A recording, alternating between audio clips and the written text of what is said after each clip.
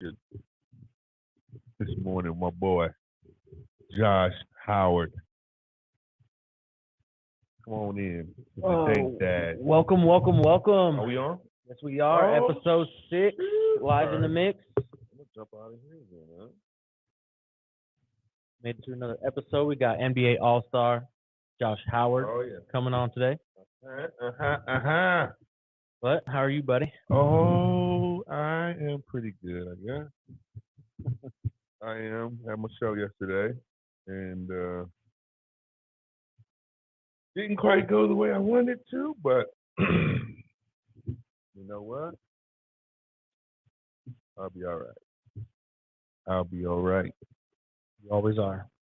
Yeah, I just hate. I don't know. I just hate to lose. You know, I hate to lose. And one thing I can say about the sport, As do dope or Dank Dads. Dank True. Dads hate True. to fucking True. lose. I think that this sport, it drives me, and it makes me a lot better in a lot of other areas of my life too. You know what I'm saying? Yeah, definitely. So I don't know. It's weird. I can't let it go. It's just like I'm like a sick dog that wants that squeaker inside the ball, and You sit there till you get it. yeah. And I wish. understand.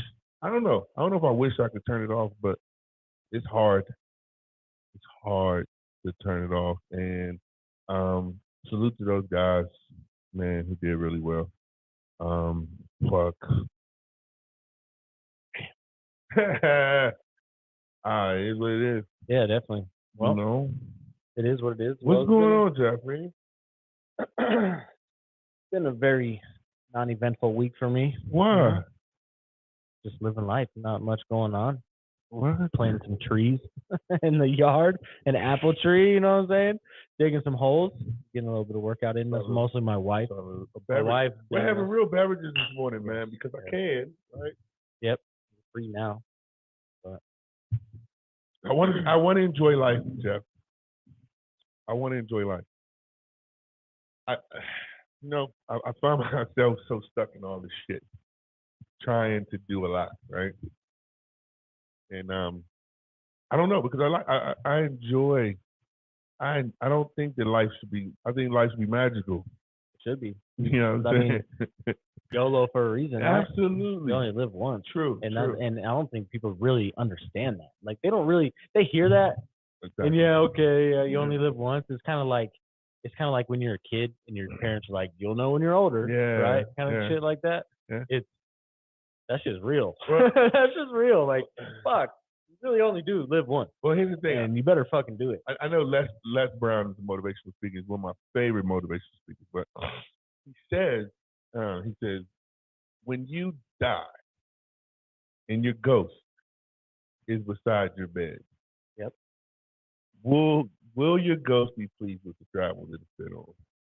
Another guy says, you have a beginning date and an ending date.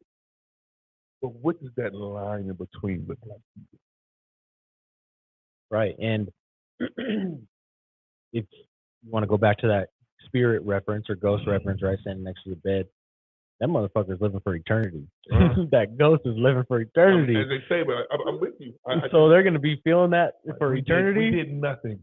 Be proud for eternity or not proud for eternity? We did nothing. And so, you know, I do this because it seems I come from a world of a lot. Right. Oh, yeah, absolutely. I grew up in, and I come from a world from minimal. Right? Well, yeah, definitely. I think the minimal is what people believe. You know? Yeah. I come from music. I come from sports. Like, I have cousins that played in the NFL. When I was a kid, I saw that. Right. I've been around musicians all my life, so I saw that, right? You know, at a certain age, Tank became a millionaire. At like 22, we were like, we got money. Yeah. You know, so it's just a different thought process, but we learned that you can do whatever the fuck you want to do. In life, you can do whatever the fuck you want to do. Because that's a massive amount of freedom, first of all. Especially when you're 17 years old. And if you're talking about me on the minimal side, I grew up around people going to work every day. Every day. Every That's day. it. Get your retirement and that's it. And listen, that's the condition of this country. You go kindergarten, elementary, middle school, high school. You have to follow the path, right? That everyone else does. Get your job, get paid every 2 weeks, right? Yep. Why can't I get paid every week, right? So get paid every 2 weeks. You end up broke at the end of that 2 weeks, and got just enough to be better, right? So in all that time, you have these people fighting for these jobs, fighting, for all this other shit other than their own stuff. You understand? So for me, I've always wanted to chase my own shit. I want to be my own boss, my own businesses. I don't want to work for anybody. I don't want to answer to anybody. I don't want nobody to be the fucking king of my home. And that's such a weird concept too. Like, and they make it feel like, you need to go get this job. You need to be dressed nice. Application, like you need to suck these guys' dick. Like blah blah blah. Like just to make their company money. And people only look at right here. They don't fucking see down here at all. I'm guilty of it. Of course, right? Thank you. Yes, but like at times, I'm still, for the most part, living my regular life and all that. And I've in the past guilty at times, but fall into the system is trapped of what you're expected to do, right? What you're conditioned to do, right. And it's massive control. And there's a level of guilt. There's a level of guilt if you feel like it's jeopardized. Fucking yeah. Right? Well, because you got a lot of stake at home. Well, true, but at the same time, they make you feel like there's really no other way. What else could you do? Here's the thing. We started. You ain't gonna do shit else. You might as well fucking get a job. Right? You feel me? You might as well get a fucking job. Listen, me and Jeffrey. What else you gonna do? Me and Jeffrey. I said, Jeffrey, I'm going to fucking do a podcast, Jeffrey. I'm gonna do it. Motherfucker didn't give me a choice. I was like, yo, you down? Yeah, I'm with it. All right, cool. Let me figure it out. And we went out and we got everything that we wanted to get. We needed. And I mean, listen, there are people doing podcasts a whole lot easier than what we do here. Correct? Oh, yeah. Right? Probably from their fucking phone. But let me tell you something. What we do have here is A1 shit in this building. Authentic. You heard? Root. This is the best shit you're going to have to do podcasts with right here. And at the end of the day, I wanted this to be what I wanted it to be. Because you never know where it can grow. But being stuck in the matrix has never been my thing. So I'm very happy to be here doing this with my buddy this morning, having a beverage. God is good. I didn't get exactly what I wanted, but I prayed to be able to get on stage and to put this body on stage. It happened. I'm going to come back later. Boy, it's burning like a motherfucker on the inside. But I'm going to have tacos for breakfast. Boy's going through a hard breakup right now. Woo! Man, listen, I've never been in a relationship with a girl. You know how you see dudes and they be like, man, I've never felt like that before. One time in my life I felt like that. And I only felt like that because I felt like I was losing. It wasn't her. I felt like I was losing more than anything else. I felt she was beating me. So it all comes back to we can't fucking lose this thing, Des. I can't. I hate it. Fuck that. Fuck that. But I've never felt that. At the same time, we gotta hold our chin fucking high as shit. You do, right? You do. And you gotta wear that, motherfucker. You do and have to. Out of a bunch of people, you still took home a medal. Not everyone took home a medal, so whatever. At the end of the day, bro. Yeah. At the end of the day, there's motherfuckers that are sitting at home saying the same shit without a medal. You're right. So I am thankful to God for many things. Let's just say that. When's the next show? Do you have any idea? What are you doing? What's your game plan? You know what? The game plan is this. I'm glad you asked me because I've been wanting to tell people what my game plan is. What's the fucking game plan? So let me just say that in this year, Jeffrey has been like right beside me this whole year, right? And so in the beginning, before I got anything going, the number one goal was to have to get my new house. My wife and I, and my wife did a really good job at she's just a really good. She put shit together. You know, they do that. God, they do that. Listen. I don't know if they have I don't know. It's weird. We feel like we put shit together, but they put shit together. Not like them. Oh God, not like them. We feel like it. They do it. Listen, they're like little leprechauns. I don't know how they do it, but they do, right? They're magical. They are, man. Listen. She's a Oh my magical God! person. Yeah, shout right? out to our wives. Shout out to our Salute, wives. salute. Beat me to it this week. And so the number one goal was to get the new house, right? In this market and where we live at, everybody's trying to move here.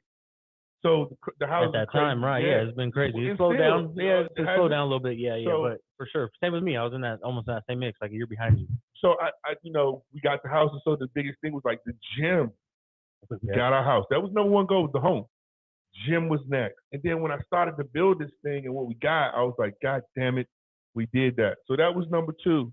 Number three was to win the NPC championship this year, which I did not do yet.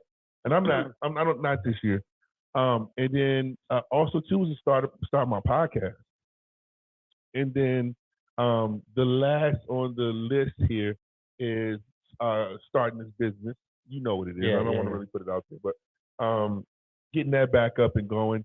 And well, you had that up and going already before, so I had invested in in a couple areas of that business before, and I wanted to get it back running on my own, solely for me.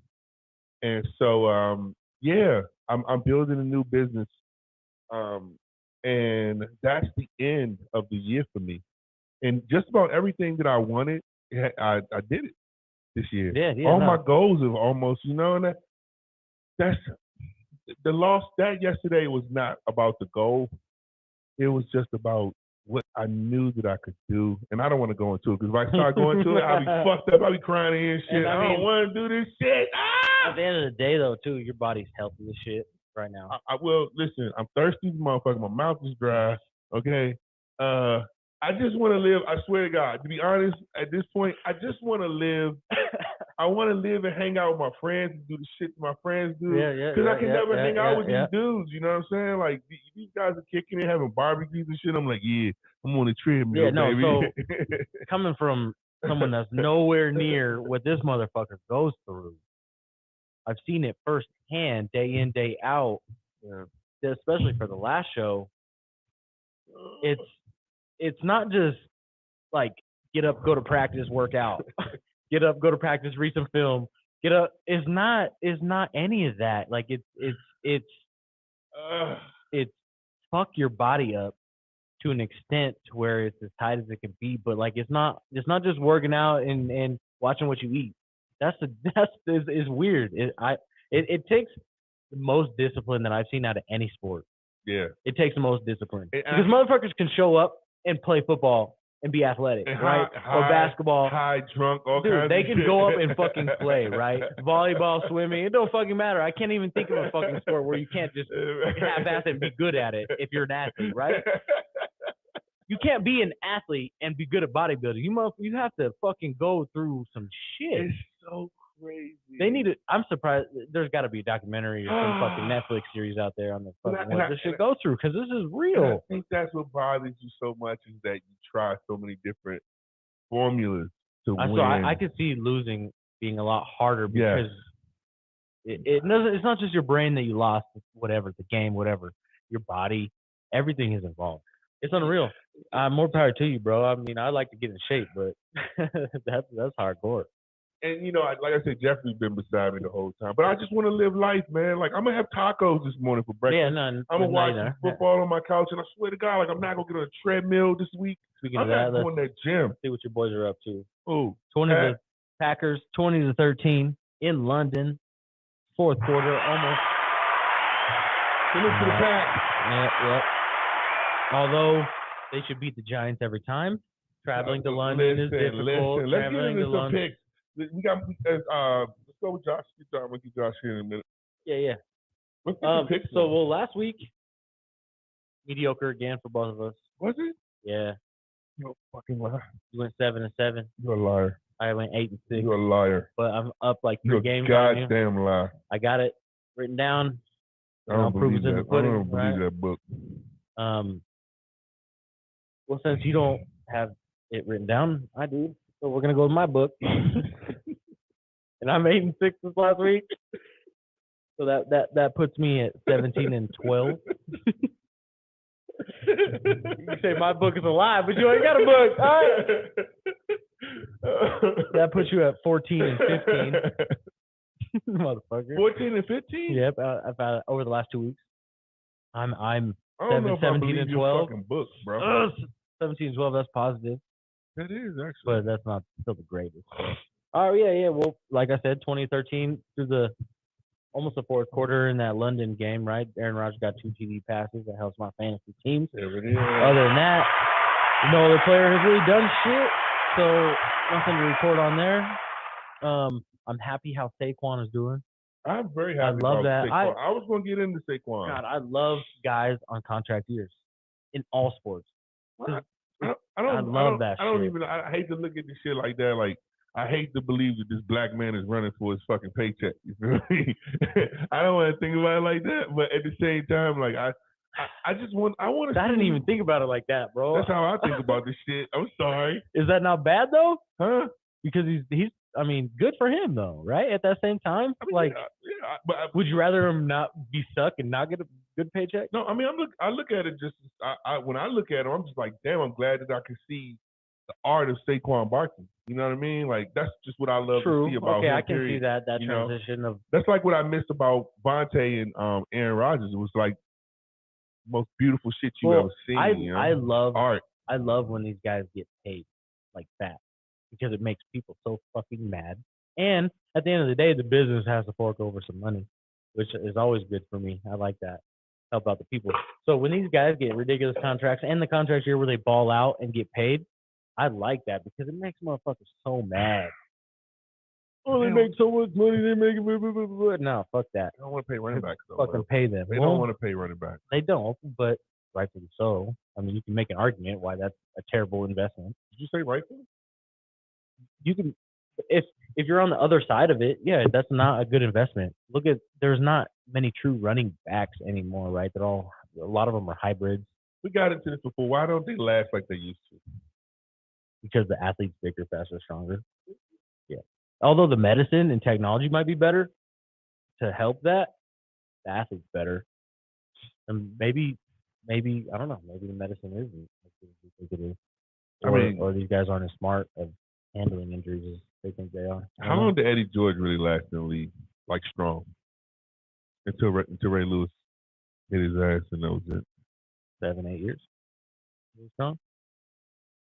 Would you say maybe a 5? Definite 5?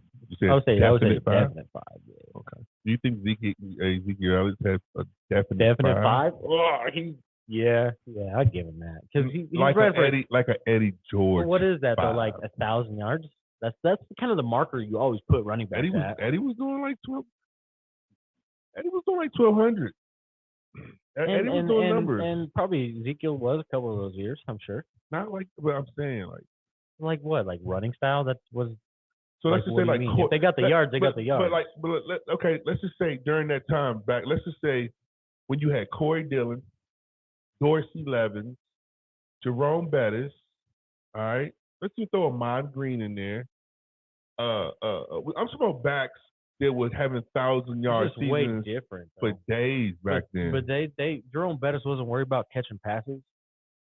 He was catching fucking passes. What are you talking about? It was because that's a part of every game plan. But that motherfucker was run right next to the guard and tackle, right up the fucking middle. He wasn't pitch fucking. He got all those plays, but that wasn't his style of play. No, I'm not. Yeah, of course, but that wasn't his style of play. We're not looking like that. That was Chris Johnson's style of play. Get that motherfucker out in space and let him take off. Jerome Bettis was get you a solid 7 to 12 yards on a fucking hard note. Come tackle me, motherfucker. Type shit. I'm saying that these guys, they lasted a whole lot longer than these dudes do now. Like, yo, they do. Ezekiel is barely 30. And what's weird about that is the athlete might be stronger and better and faster, but back then you could damn near punch a guy in the face and be all right with it, right? Like there was no penalties. It was a lot harder game physically. So that's a good question because those motherfuckers, yeah, they were true running backs, but the game was a lot tougher, I would say, than it is now. You think the game is tougher now? No, the game was tougher then, but the athlete's better now. The athlete is better now, but the game was more tougher then because they protect players a little bit more time around. But maybe that's another reason why people are getting hurt because they baby them a little bit more, Let me say this. and their bodies are just kind of going up and down on These the men fucking were a time. whole lot bigger back then. They were much bigger than these guys right now. Especially think so. position-wise. I mean, for the Eddie George time, we're not talking that far off. So we're talking early 2000s. Yo, well, like we was discussing with TP that one time, like, yo, like, if you were a middle linebacker back in 2000 to 2005, you were 6'2". Yeah. Right, but yeah, we're not talking that far off. Okay. I'm in my So we're talking 2 decades ago. So yeah, I would say that they're probably still the same size. If they're smaller, they're a hell of a lot faster. So Eddie George had 10,441 yards. Okay, so that's how many seasons? 10,000. How many seasons? Eddie George? How much? 141 games. 141 games. I'm having tacos for breakfast, guys. Tacos, guacamole, and beans. Frijoles. 68 receiving touchdowns. I don't think that Ezekiel has. He had 68 receiving touchdowns. He had 68 receiving touchdowns. No. 10. He had 68 rushing touchdowns. Okay, all right, cool. That's a fucking lot. I was about to say, God damn. Motherfucker's a wide receiver out there. I didn't know that.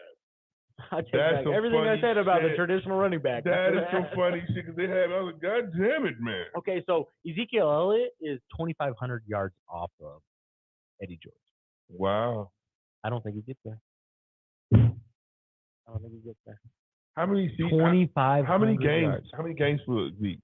Zeke has. Oh. I'm looking on a different website, so it doesn't show. But I got pro football. He's got 2 more receiving touchdowns. He's got 12. The game changed. The running back changed by 2 touchdowns. Jeez. But 291 receptions, 56, or he has 57 rushing touchdowns. He's only 11 off. Eddie George is 6'3", 235, 240 on average. Height for Ezekiel 6 foot 226. So yeah, not small. Yeah. Absolutely. But I don't know. Zeke is that weird. You don't know. Like his first 5 seasons were really good. You got to give him that. He was exciting. But then he's dropped. Do we give Dalvin Cook credit for just being versatile or what? Dalvin Cook doesn't impress me yet. He's hurt all the goddamn time. Man, Dalvin is one of the best fantasy football players of all time. Listen, my wife has had an affair with Dalvin Cook. Nah, bro. Huh? Every fantasy football season, she's got him, and I hear it. I pass on him every time. What? I mean, I don't hate the game. I know he's a good athlete. He can't stay on the field, and he's really only gone legit maybe 2 or 3 out of the 5 years. Like he's not like. He doesn't impress me yet. He's one of the best fantasy football players ever. Dalvin Cook gets you the most. Trust me. You know who scores a lot of points? Kickers in fantasy football. They score a lot of points. No. They do. They do. Yes, they do. That was dumb. They do. I'm telling you. Just playing. No, Dalvin Cook. I just pass on him on fantasy because of injury. I mean, I don't. So. Let's get into the pick. All right. Come on real quick with Josh. Real quick. So Pittsburgh at Buffalo. I think that's a Buffalo win. So we can just go right past that. Mm-hmm. Chargers at Cleveland. Tough matchup for Chargers. Only because it's going on the road. Cleveland's coming off a tough loss against Falcons. I caught that shit too, huh? They did. You got that. All right. I'm going with Cleveland, baby. Cleveland? I'm taking Cleveland. I'm going to take Cleveland on that as well. Bears at Minnesota. Minnesota. That's defense. Bears are ass. Yeah. I don't think I picked them for any matchup. Straight ass. Not yeah. Detroit at New England. Detroit.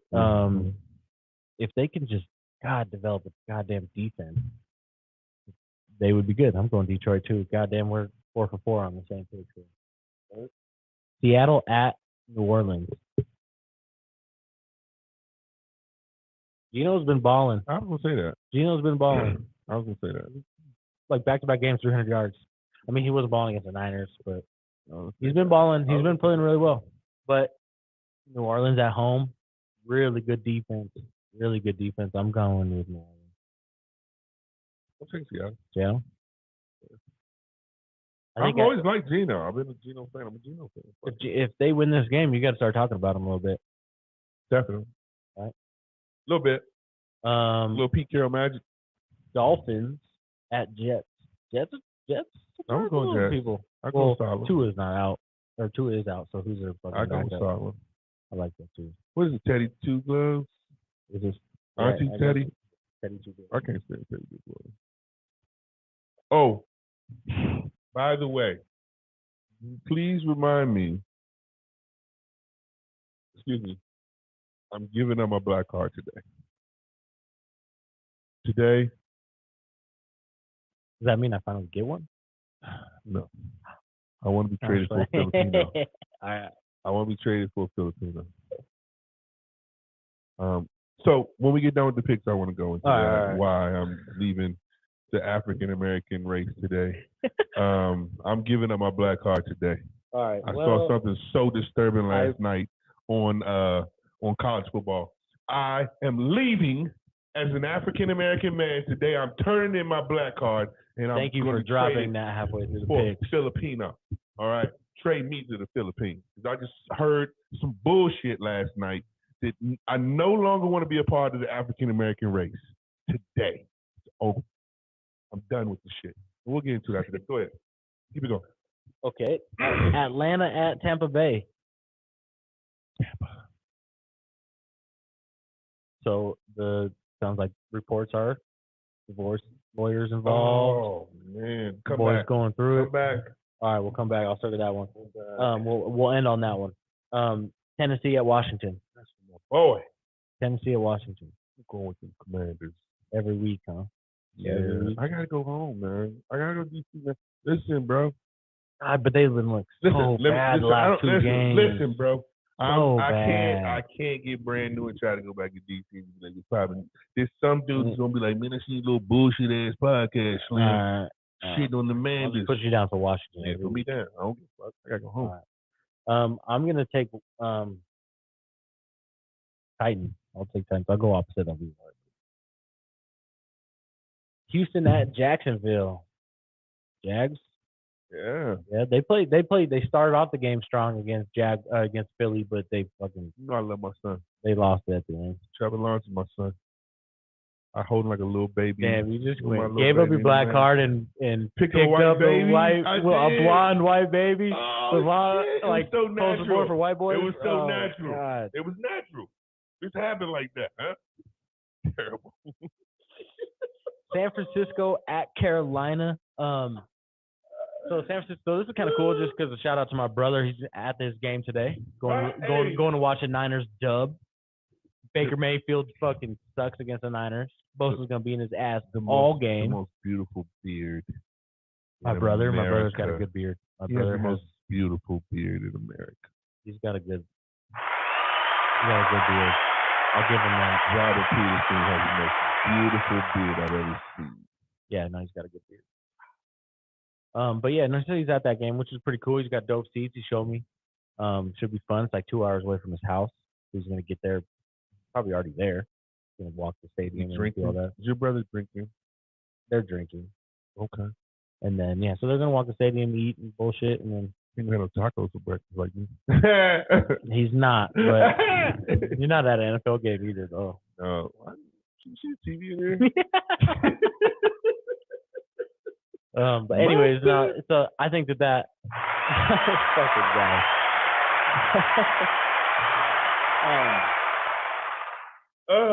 So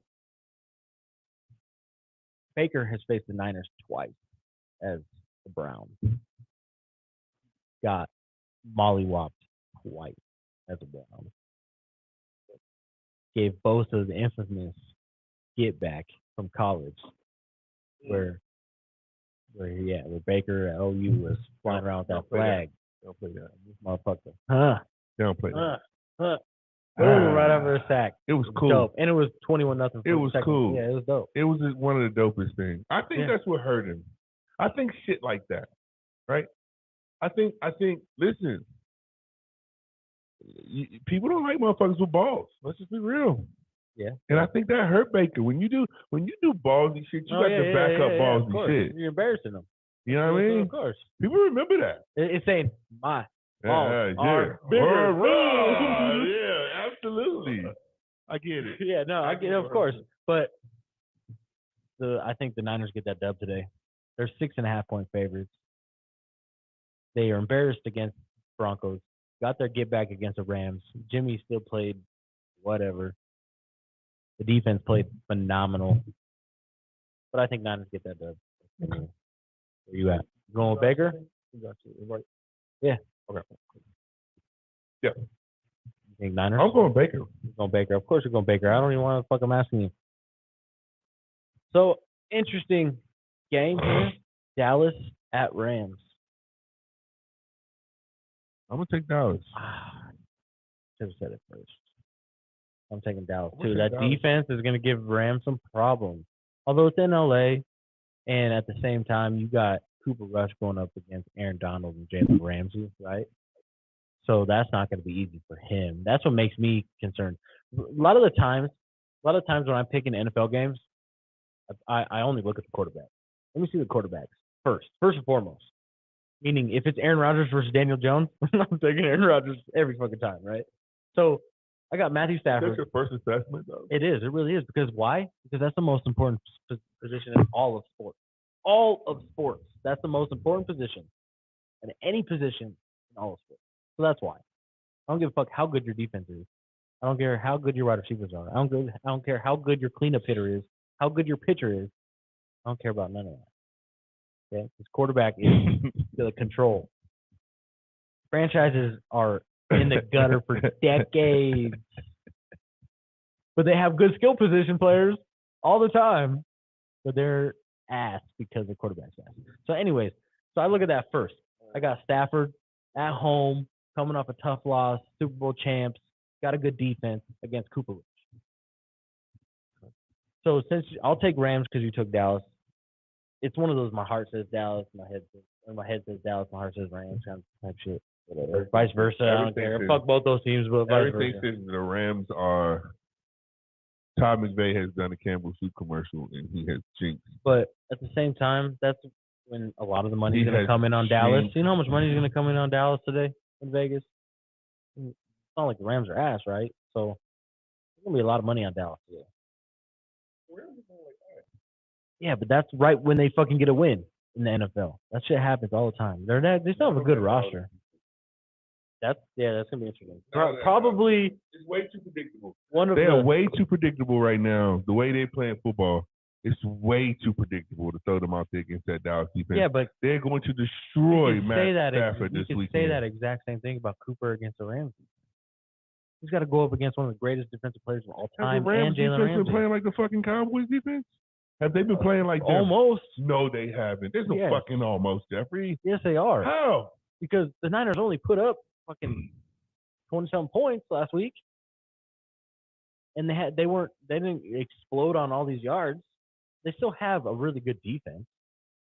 Aaron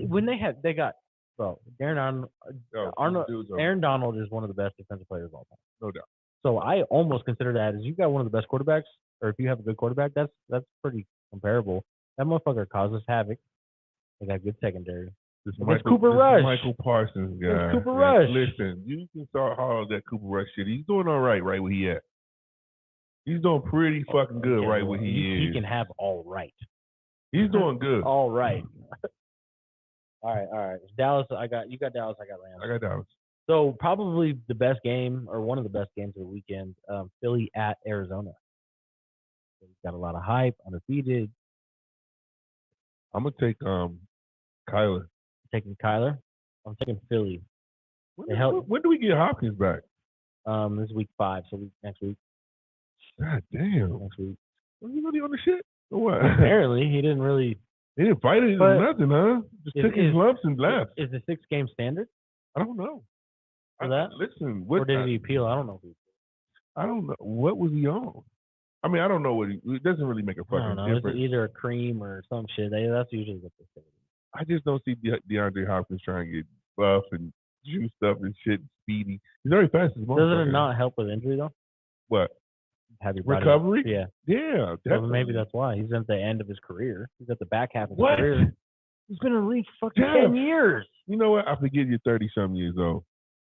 I forget that shit. He's been in the league for hell long, Fuck that. bro. I forget how young you are sometimes. I don't know what that means. He's the back half. How old is he? He's at the back half of his career. How old is he? Oh, my God. You're not doing this anymore. I am. It's so fucking stupid. I don't know why you just...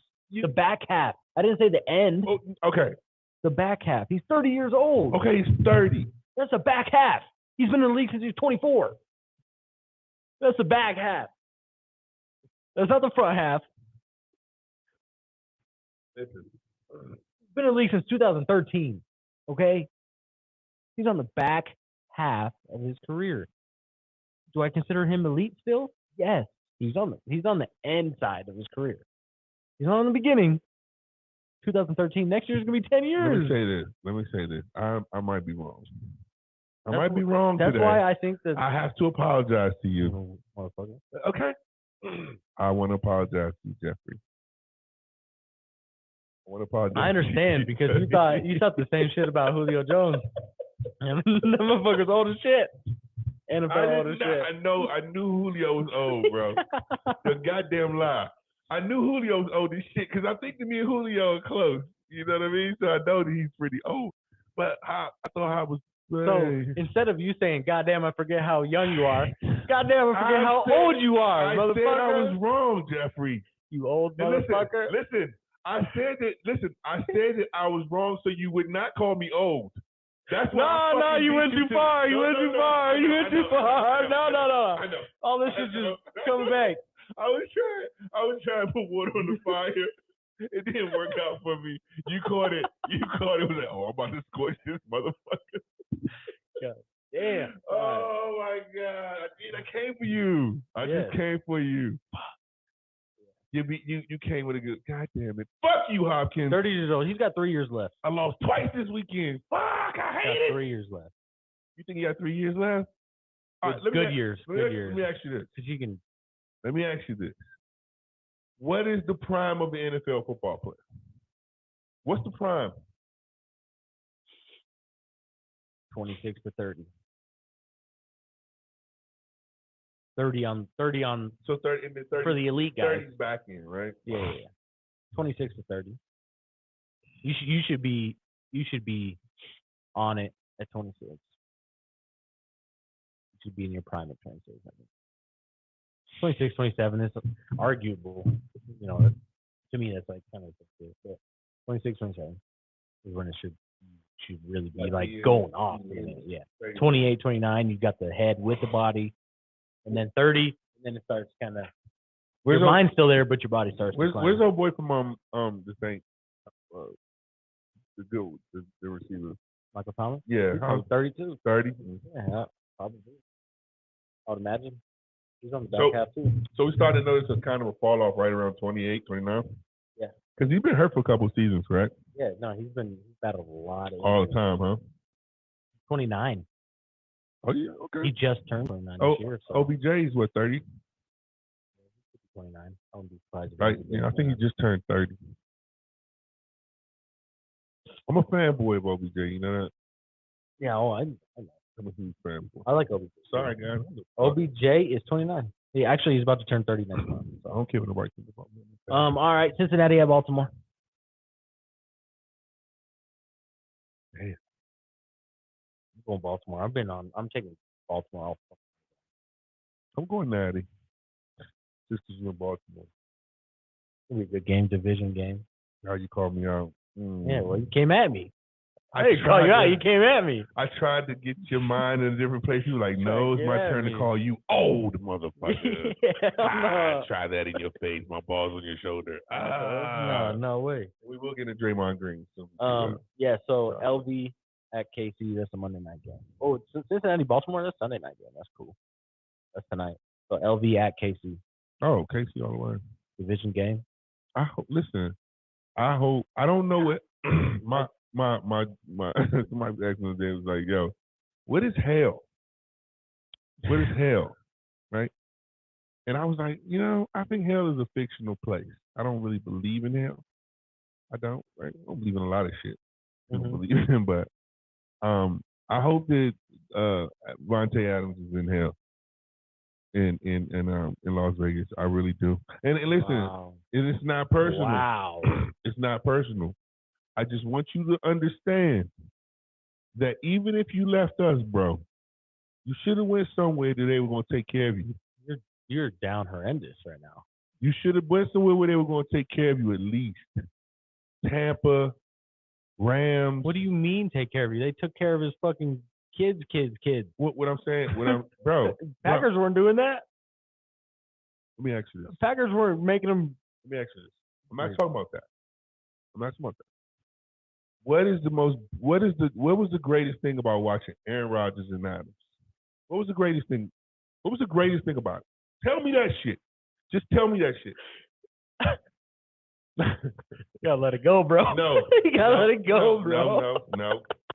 Don't do that. You gotta let it go. Don't do that. You're hurt right now. Listen. You just want this man to be in hell. One of the greatest receivers of all time. Listen to me. Listen. Here's why. Right? Listen. I'm listening. Okay. What was the dopest shit about watching those two play together? It was art. It was art. Okay? So now you go to wherever with this guy, and it's just football. You guys are just trying to win games now. He can't be who he really wants to be. We can't see the artist that is Davante Adams. We can't see it because he's got Carr. And listen, right. I don't have anything against Carr. I'm just saying that he could have went somewhere else. If he thought the Aaron wasn't going to last, then he could have went to Buffalo. He could have went somewhere. He could have went somewhere where the art was still going to flow. Now he's just a wide receiver that's just trying to win games on the team. I think it's just much bigger to than make that, a playoff. bro. I think it's far bigger than that. He's another one that's on the back half of his career. Okay. If Jeffrey, he is. Doesn't mean he can't be elite. But God, if you say one back half, he's the best wide. This man's in hell. Don't defend him now. Don't defend him now. A lot of weight in here, Jeffrey. I swear to he is. He's God. 30 years old. How many more years does he have left? Not as much as he's already done. He's on the back half. His career is coming to an end within the next 5 seasons. He's already been in 10. Okay, so that is considered the back half. But when I say back half, that doesn't necessarily mean Josh Allen. That doesn't necessarily mean let him in. Terrible. Let my brother in.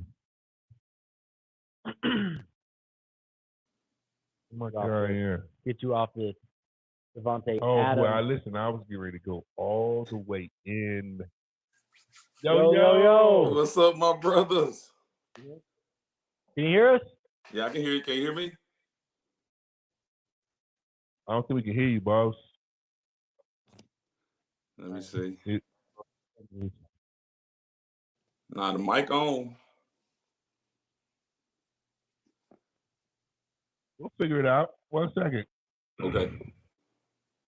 We won't have technical difficulties, brother. We good. We'll figure it out. Yeah. It say the mic on.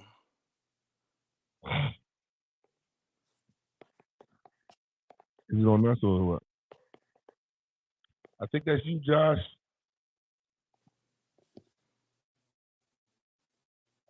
I'll get back to it.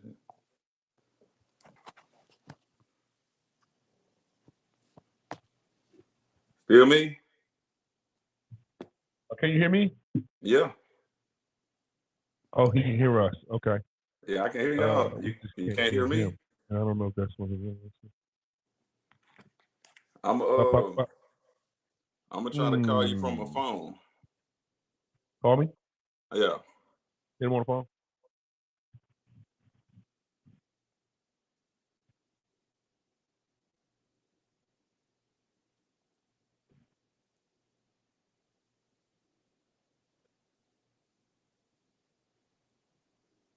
NBA All-Star Josh Howard, thank you for joining us. I appreciate it. Get him in the line here in a minute.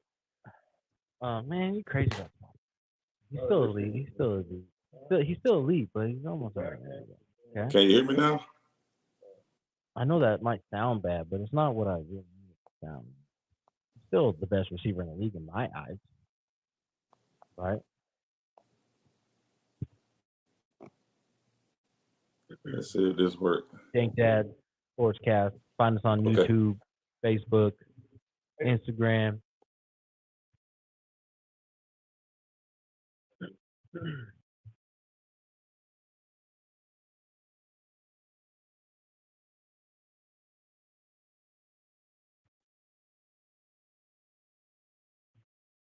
Go ahead and check out Element Tanning on Moana. Element served me right the other day. Okay. Yes, go ahead and get your Put that down there again. your wives right. If they like tanning, if they like all Hear that, me now? go ahead and get hooked up. Element Tanning. It's our son. We got to figure out. We're having a little technical difficulty, but we're going to figure this out. Hey, Josh, call me. I just sent you my number on DM. We'll figure it out. Okay. All right. Okay. Figure it out. 1 second. All these are turned up. Everything's Oh, up. shit. Yeah. Oh, there you go. Is everything on though? Yeah, I'd like to. Yeah. Okay. There we go. Like what? Yeah, I don't know what that is in the street.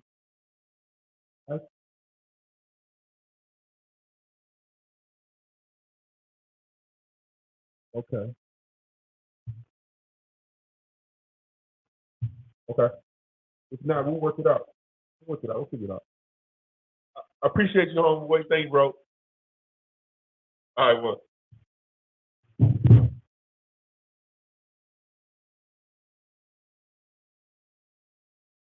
About my boy Jay Howard forever. Forever. I gotta be careful though. I can't be running off at the mouth.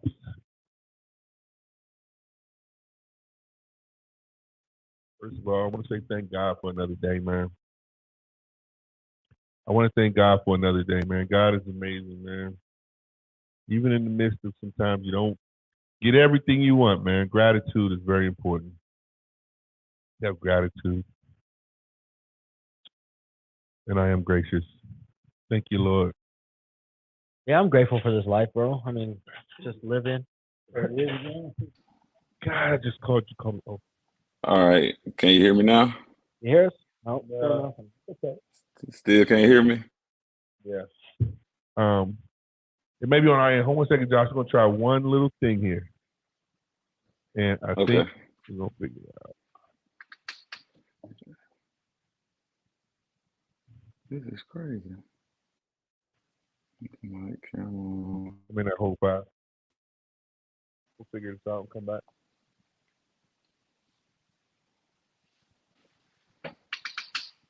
The host has unmuted. It says the host has unmuted. Yeah, I can hear. They can hear him. We just can't hear him.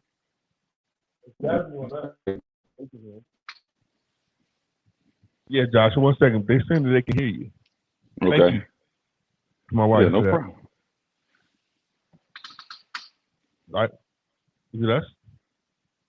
All right. Tell you what. Let's call him and tell him, hey, let me fix my issues, and then we'll bring it back later.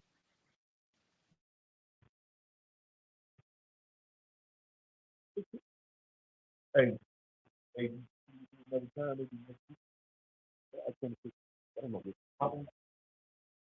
Oh, we can put you on speakerphone. Is that cool? Oh, shit. All right, cool. 1 second. Yeah, hang out.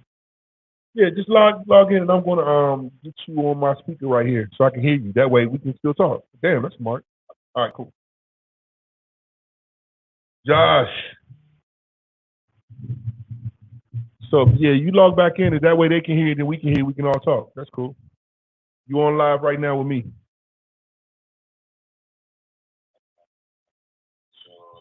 We good. I can see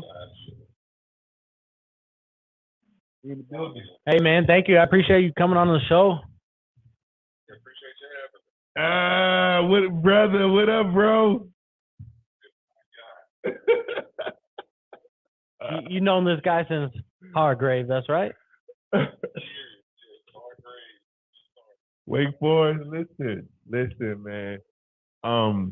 Josh is one of the Josh Howard's one of the most genuine human beings I've ever met in my life. You understand? Like, solid cat. You know? Josh is one of the most grounded young men that I have ever been around. And Josh was one of the first people that have ever showed me how to walk into it was weird because, you know, like we were at Hargrave together and then we were at Wake Forest. And it was inevitable that Josh was going to be a professional basketball player, right? And that transition from Josh being a professional basketball player, from a college player to a pro, was just like, he was just a pro.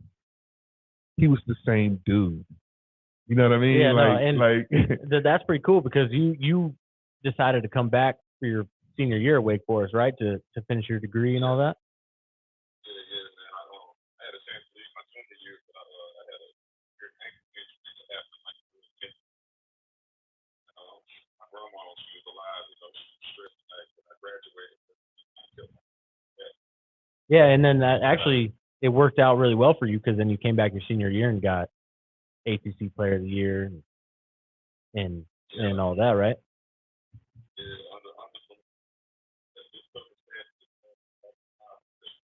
Oh, crazy, right?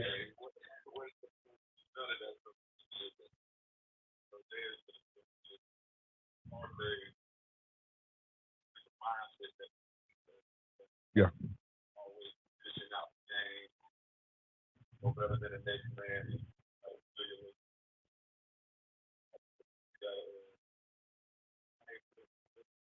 Yeah, he mentioned that last week.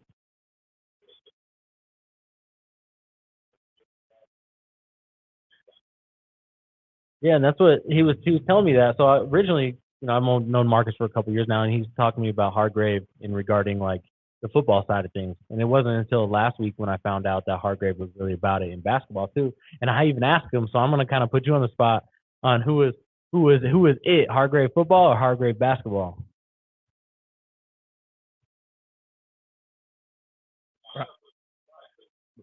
I told him, Josh, I was like, yo, it's just really hard because like the beginnings of like kids leaving college, leaving high school, that shit really started at Hargrave. Corleone Young was like one of the first kids to go. He was the first, correct? So that was Hargrave, right? So that's always going to be a thing where, and the crazy shit was that when the Corleone thing happened, that's right when Josh and them in that world started to be, you know, where kids were jumping straight to the league, right? So it was just Hargrave was like a really taboo basketball place to be. And at that particular time, only the best came to Hargrave. But also too in football. Think about it. You had nothing but All-Americans on my team. Myself, right. 2 parades. You had fucking Charles Grant at middle linebacker, Stanford Simmons at free safety. That was him through Facebook. Are you on Facebook? He's coming through our thing, right? Yeah. Can you hear from here? Okay. Yeah, we got to link up. So there's something on our end. Maybe we just straight call him and have him. Yep. Try to restart it, Josh, so they can hear you. Because we can hear you over here. So I just want to make sure they can hear you. Okay, cool. Thank you, man. Appreciate it. My guy.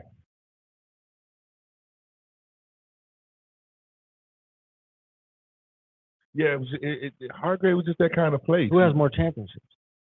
Well, it's kind of weird because, you know, football probably has more championships. I think that program. I think it's been a lot longer and stronger in football. Oh, okay. But as far as the prestige of it, yeah, it's basketball. It's crazy. What other guys? You said him, David West. Who else? What other NBA players have come out of Harvard? He might have that answer. Yeah, he probably know a lot more than me. But also too, like the Hargrave as a whole, what you learn just. Okay. All right. Now. Okay, I can hear you, so we should be cool. Okay. Ooh. Let's turn something. Is that up? Okay. That's me. That's us. We good. What other NBA players came out of Hargrave? I forgot the young man's last name, but he played at West Virginia. Allen. He was a high flying kid. Allen something. He went there. And were there any others when you were playing? What'd you say? Were there any others when you were playing? Yeah, just that one kid, Allen. I just can't remember his last name. But they've had a couple of guys go. I think the kid Graham that's down in Charlotte. He went most recent. And I'm pretty sure it's others. Like I say, with me, well, it was almost 25 years ago. I kind of forgot. I know. Hey, listen, so Josh, I don't know. I told Jeff the story about David West, and I know I probably can't tell the story about David West. Right? Is it about the bathroom? Let me say this. Huh? Is it about the bathroom? Well, here's the thing. Let's just say that when David West came to Hargrave, he wasn't the toughest guy. Okay? And Josh Howard and a guy named Sylvan Robinson and a young man named David Blackshear helped David West become a man every night. Yeah. David West had to learn how to survive on that hallway. Yes. Up there with those basketball players every night. Did it work? Yeah, I'd like to think so. Yeah, because he got in the league and definitely was one of those guys you didn't want to mess with. And he was one of my guys from North Carolina. I also remember my cousin Tyrone Tillman. Oh, from New York. From New York, yeah. Y'all made sure y'all roughed him point guard a couple of times. So, even in them stories in itself, like, I appreciate y'all because, y'all made sure that, outside of who the guys that was rough, like, we had a chip on our shoulder. Like you say, night in and night out on that hall, man. So, like I say, I think about a lot of the times, just, study hall, we having to deal with them damn TAC officers that, didn't want us there. And we had to deal with that stuff. But, I think overall the mentality, and I have a young man on my team right now that went to Hargrave. And the things he's telling me about, like, they kind of loosened up on the rules and things of that nature. I was like, bro, you wouldn't have survived with us. Like, hell no. You wouldn't have made it. Like, they could have cell phones. They got to leave campus more frequently than we did. We couldn't leave unless it was like a doctor's note or a family note. Hey, listen. Do you think the league today is like that now versus back when you were playing in older times? Oh, yeah, man. I think these young men and some of the women have it a little bit more easy than what we had, man. And I say a lot of that because I am a college coach and this will be my 7th year. I think it's the instant gratification some of these kids feel when they post a picture or tweet something out that gets a response. And, a lot of times it's not real, or like I say, real love. I posted something the other day about how players act in practice, and I added on to it. I wish parents could come to practice and really see what your kid's doing and see why I'm not finna put them on the court to embarrass me or my team. Wow. You got to do that at the college level? Yeah, and I'm NAIA, man. And like I said, I think it comes from the gratification some of these young men and women want just from taking a picture or doing, I call some of the guys drill players. They can do drills to the best of their abilities. But as soon as I put them in a basketball setting, and them drills is gone. They forget how to set a screen, the typical things that most players know. And it's kind of like in football too. Like y'all, y'all drill, like drill. So how when you get into a game, you forget to chuck a guy and then get down to the next level to chuck the next man. You know what I'm saying? Like, Yeah. stuff like that I think the kids are missing like a whole step, man. So, you know, I'm listening. Let me ask you a question, Josh. Let me ask you a question. You know, I find myself later on in life, like even as a businessman, you know, there's not a lot of excuses in my life. Yeah. For anything. Yeah. And one thing about Hargrave was that you didn't have a lot. Mm-mm. All we had was each other. Yeah. Right? Yeah. And you come to learn how to survive. Mm-hmm. Like you learn how to be a young man and how to survive. And like in an element where you really feel like it's not about living out there, it's like surviving in here at Hargrave. Right. Yeah. Yeah. No lie. Right? Yeah, you're not lying about and people that. don't understand, like you are up at 5 a.m. to reveille. Mm-hmm. Right? And you getting your shit together. They got an agenda for the day. The basketball players, they know where the fuck they got to go. They know what they got to do today, and they got to do that shit. Football, you guys got this over here. And guess what? These bags are going to be clean at this particular time. The shit going to look just like this. And if it's not like this, they going to stand in front of their food like this for 20 minutes. Yep. And nobody's going to have no sympathy. They really instilled that shit. And you holding it right there. Yep. But at the end of the day, these kids, they don't understand it. When you get through stuff like Hargrave, because listen, some of them Florida boys, they had to cut their dreads. Yeah. And if you really knew what dreads meant, if you meet a real geeky down South Florida boy, and you know what it means for them to cut those dreads off, it's really cultural. Right. Yeah. It's not like what these guys are doing now when they just have cute dreads. Mm-hmm. Them Florida boys from down there where we know, them guys that we know, they had a real cultural situation. So for them to come to Hargrave and cut their dreads and make a decision to be great and go to a real big school, they made a decision. Mm-hmm. And they were hardcore basketball players, bro. Yeah. The way that Josh Howard and those guys took basketball was so fucking serious. Yeah. And I just don't see kids who value the gifts of the sport. When the sport blesses you to go to a school like Hargrave, it costs everybody else $52,000. Didn't cost us nothing. Yeah. Right? You got lucky. You got to learn. Yeah. So tell me, I want to know about the nuances of how we came up, of how the new kids. What do you see that's different in the mentality of some of these kids now? I think the parents are involved a lot more in their ears, like as far as like, our age being in our early 40s, and some of the kids, some of the parents had kids now they're 20. Like I got a lot of parents that's like my age. And I think the way we were raised, they kind of didn't, or I don't want to say rebel, but that might be the word as far as like how they wanted to raise their kids and being more lenient. And again, ushering in the social media. It wasn't helping, along with being babied by your mom or dad or your dad. And I'm thinking of one player in particular on my team where his dad got him believing he the best thing since sliced bread, as Coach Prosser would say. And it's like, again, like what I tell you, like, come to practice and watch what your son do. And I run a basic offense that I ran when I was with the Mavericks when we made it to the championship. So I know it'll work if you buy into your role. And a lot of these kids, again, I think don't understand that whole role situation. Because, I mean, like I said, going back to what I teach my guys, and I gave them all their roles 2 weeks ago. And a week ago, practice was still like, you don't remember me telling you you need to rebound and set screens? Like, or you don't remember me telling you all you need to do is shoot the ball, shoot. Or y'all gonna bug off this one. How many coaches, and this is basketball reference, tell their players to shoot? Not a lot.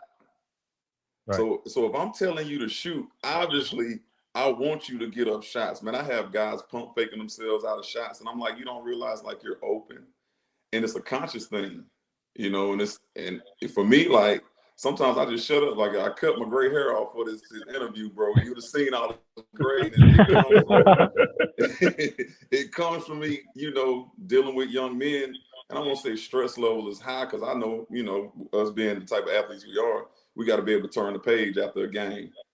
So, I'm able to like digest it, get over it in about 2 hours, go have me a beer, and I'm good. You know what I'm saying? I'm ready for the next day of practice. Josh, But you got kids of your own? Oh yeah, man. I have a 14-year-old that made the varsity basketball team this year in his first year of high school ball. That's what we're all about here, just dank dad stuff, right? Just doing dad stuff, doing dank dad stuff. And so how do you handle that with your own kids as far as the social media and not being so hard on, the new age kids and all that? Also too though, Josh, let me ask you this question too. Okay. How do you deal with having a kid that wanted to play basketball, and how did you regulate that? Because I think, I know a lot of guys who are all the way elbows in their kids' careers. How did you manage to not like, or how did that, was it organic or what? Well, I would say it was organic to both y'all's question because it's kind of the same. Okay. And with me, I took the model from my mom, just allowing me to, find my way in sports. So with my oldest son, I let his mama sign him up for football, sign him up for basketball, and I would just be there to support. Now, I would see a coach is full of shit. I would go to my son and be like, Amen. Yo, it's your coach, but I'm your daddy. And, with the experience that I've had in sports and like people that I know, like Nez and other football players and baseball players that I know that play professionally, like I can always call on them for advice to make sure I'm telling my kid the right information about what he's doing. And I just kind of, be supportive. My 14-year-old just started Instagram this year. Now granted he had TikTok, but I didn't care about it because I know, he understands if I catch him doing something, it's over. But Instagram for him at this point is more of a marketing tool. So my son is more like me, and Nez can tell you, like I'm real laid back, like I mind my business, but don't mess with it. You know what I'm saying? So my oldest son is just like me, where he don't even be on Instagram unless it's to post a picture or just looking at stuff. So for me, he understands like where we're getting at, and he wasn't no angel. Trust me, from fucking 3rd grade to 8th grade, we had some type of issue every year. And it was more so about his mama babying him and not allowing me to really, hone in, which never stopped me from doing it. You get what I'm saying? I just had to call him, like, my nigga, you doing this, like, the consequences will lead to this. Like, who your daddy is, right? Like, and I done did some shit in my time where people persecuted me for shit, and I was just telling them. And listen, it wasn't nothing. And it wasn't nothing. It was just at the time, the world wasn't ready for what I said too. So, and I get, even talking about that, learning from that and seeing how people kind of try to flip it as if they know what I was talking about. But as like shit, I graduated and majored with religion and a minor in international studies. So it wasn't from Wake Forest out of all universities, which is a Power 5 PWI. So I had to know something, you know what I'm saying, of what I was talking about. So Josh, it's also too, I hate to say, I don't know. I'm kind of new in this space of podcasting, right? But so when I bring people on like yourself, I know a lot of people, because I was music before. I was screaming the music shit when people didn't even understand what I was talking about.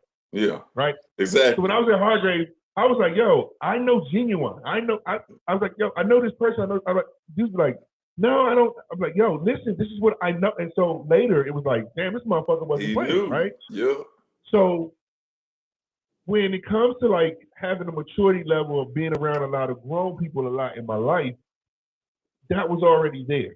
But for a lot of kids that I was around, it was hard for them to understand that, yo, this dude is fucking hanging with one of the biggest stars in the world right now as a young man, right? But let me say this. I said all that to say a maturity level that I had at that point is because I had been around a lot of grown men. Right. I didn't quite know where the fuck Josh Howard's maturity level came from because he was raised by a grandmother and his mom. Yeah. Right? But he was a man-ass dude. Yeah. And so when he decided to make statements about certain things, I was just like, damn, that's just Josh being fucking Josh. That's that. Yeah, because you knew me. And it was like, it was And it was like, a part of me was like, man, I feel him, right? Because me and Josh used to hang out like that. Mm-hmm. Right, Josh? Yeah. We ride down Walltown together, you feel me? Yeah, but I took you to my neighborhoods. Yeah. Absolutely, right? So when things started to happen to Josh, he really just told his truth. Mm-hmm. And I was like, damn, he's real as fuck right now. Damn, I don't know if I want my friend to be that real. You know, that kind of thing. Do you think, can I ask you this, do you think the timing of what you came out with had an impact on anything? Yeah, I mean, if I'd have said that over the past 5 years, it'd have been like, oh, Josh is a hero. Like, cause some of these guys, you know, Damn, so you're ahead of your time. Yeah. Can I talk? Can we talk, Josh, or what? I don't want to get you in trouble, man. So I want to know. I don't know what to say.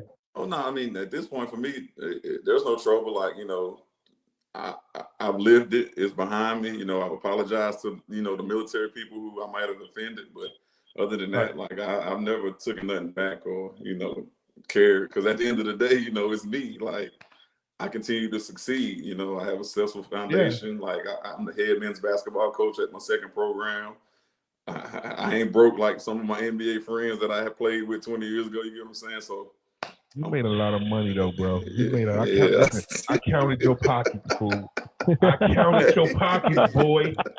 You better stop it. I know it's at 90. It was collective. Like I say, I mean, and I grinded for it. So again, like stuff like what I said and how people tried to make it seem like I didn't know what I was talking about. It was like it didn't stop me, you know, like, so, you know, again, like, I don't think it'll be nothing that'll get me in trouble. We talk about, you know, it's just shit. It's me. What do you feel about marijuana, Josh? Oh, well, you know, I think at this point, corporations are making a lot of money off of it, but minorities are going to jail about it. So I think you're in Texas, yeah? Texas, they're just now talking about it. Like literally, it's been on the news about the past week. Meaning recreational or just medical? Medical, yeah, they're gonna probably start with medical, and then I think it'll go to recreation, kind of like what Oklahoma's done, which is, you know, shit. Where I live at, I can get to Oklahoma in like 2.5 hours at the most. Right. So it's weird over here in Reno, Nevada. It's been legal here for a couple of years now. It's 5-6 years. Yeah. And it's definitely a different transition from what it used to be. I moved here from LA. So LA is same, yeah. So it's been there for forever in LA. And you know, I am never gonna stop it. I ain't never gonna stop. It's better than alcohol, I think. We're never gonna give it up. Well, you'll be proud of it, man. I haven't smoked in about 2-3 years, man. Like I gave it up. I'm glad you said that, John, because I didn't want to go there. Why? But people who've known me over my years know that I was one of the biggest potheads ever.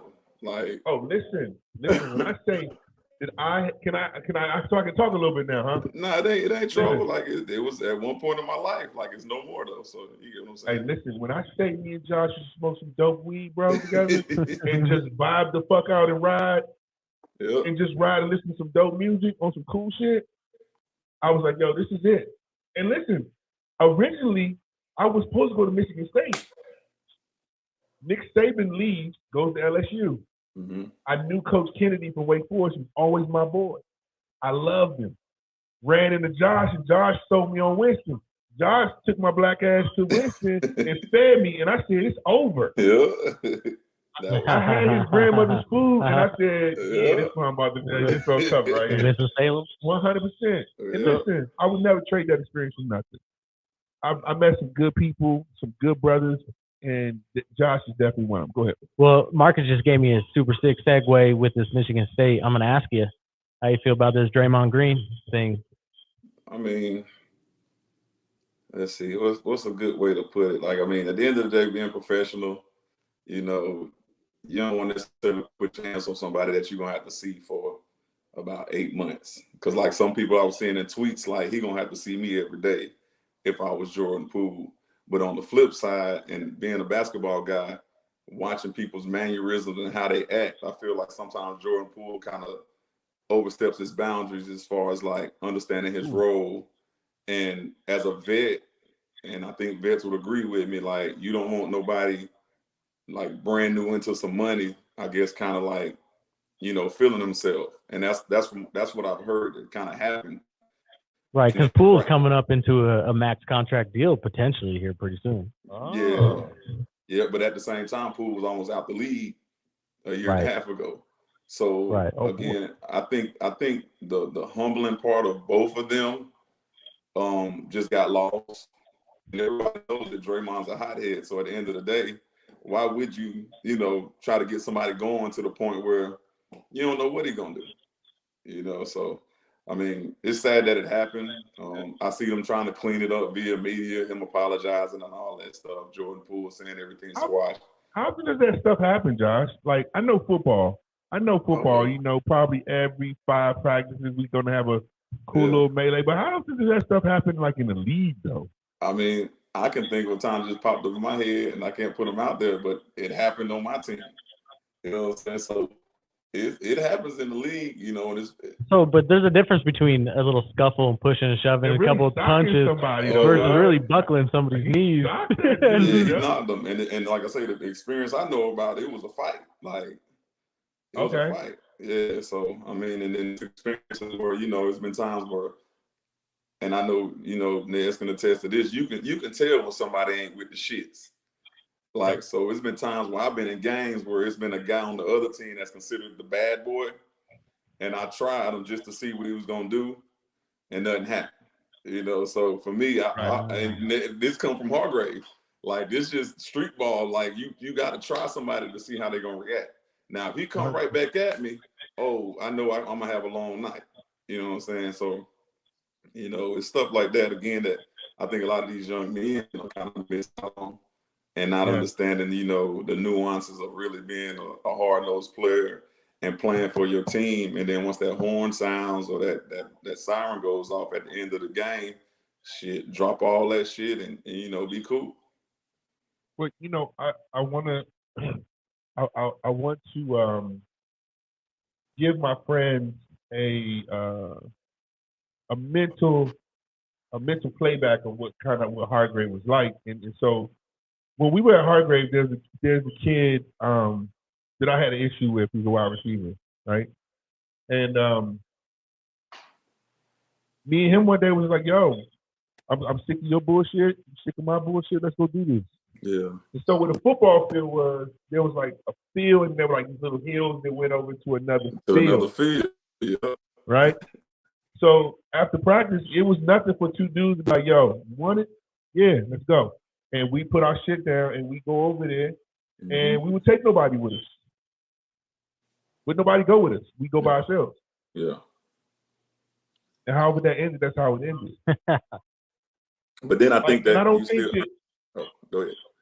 Go ahead, Josh. Go ahead. No, and I was just gonna say in those aspects right there, I think the respect for each other comes even at a higher point, where eventually you become friends. Like, no matter what the situation is, I can think about times I fought some people when I was younger, and we became cool in high school. And it's more of a respect thing. But like now, kids don't want that. And so for me personally, I'm mentioning that because number one, that kid, we are cool. We were cool as shit after that. Mm-hmm. CJ. CJ, right? That's what I was trying to remember. Right. It's because CJ always be running around talking shit all the time. Yeah, but listen, CJ Lofton could scrap. Okay? Yeah. CJ Lofton could throw his hands at a rate of very fast. Okay? CJ Lofton no punk bitch. Okay? But let me tell you something. When you got into the Hargrave, there was nobody that's gonna stop you from saying, hold me back, back, y'all go ahead. Yeah. Right. And listen, especially them. That basketball team? Oh, we was live. They didn't give a fuck about nothing. They would fuck anybody up. They were the meanest motherfuckers on the planet. Hey, wait, Nez, you remember when y'all used to come up to our bathrooms and we would wait for some of y'all to get in there and throw water on you while you were shitting? Listen. Like, we like, yo, we're gonna fuck you motherfuckers up. Like, it's only 10 of them. Why are you doing this? It's only 10 of them. There's menaces, huh? There's menaces. And here's the crazy shit. The basketball player was cool with all the big white boy linemen. Yeah. All the big white boy linemen loved the basketball players. Oh shit! Hey, that shit used to be. Josh, what do you think about the up and coming season, man? What do you think? Like, what Who's going back? What do we got? Giannis, we got LeBron. What we gonna do? Man, I think the skill level has definitely gotten better, where you don't know who's going to win a game. At the end of the day, I'm definitely not going to count Golden State out, because what they did from not making the playoffs to winning it, it shows the experience that they have. I think Giannis and them would have been in there if they wouldn't have lost Chris Middleton towards the end of the playoffs.